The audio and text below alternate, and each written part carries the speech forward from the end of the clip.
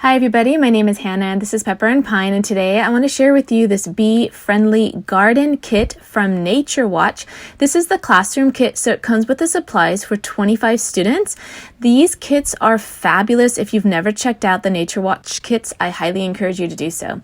So this is for a bee-friendly garden that we're doing for our bee unit. It comes with these soil pellets that you have to rehydrate, and it comes with these little containers that you can use in order to grow your bee garden before you transfer it outside. So we're just going to add some water, and you're going to watch these soil pellets just expand. And once they're expanded, then you can add your seeds to each of these little soil pellets. Now this seed mix is a variety of wildflowers, and they have been specially selected to encourage bees into your garden.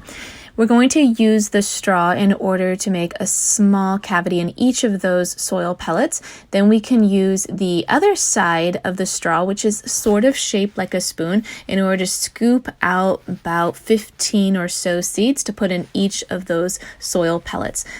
I'm doing this project with my 13-year-old son and my 8-year-old daughter. This is for our bee unit study. What's really great about this kit is it really shows how important it is for us to have bee-friendly plants that are pesticide-free, especially in urban areas.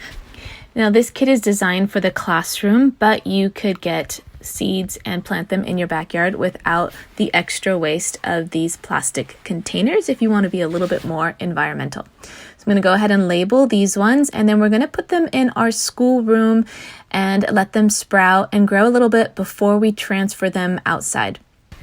Now they are going to grow really quickly, and just a couple days later you can see that they have already sprouted. We're going to leave them in the schoolroom for another 2 weeks before we transfer them outside into our garden. We had quite a few soil pellets to transfer out there, but a lot of them did pretty well. And if you want to keep up with the progress of our bee garden, you can head over to the blog post that accompanies this video, where you can find more information about the materials that we used, as well as the progress of this project. That link is down in the description box below. And if you want to see some of the other projects we've done for our bee unit study, you can tap on the screen right now. And don't forget that if you want to see how our homeschool is progressing on a daily basis, you can find me on Instagram at Pepper and Pine.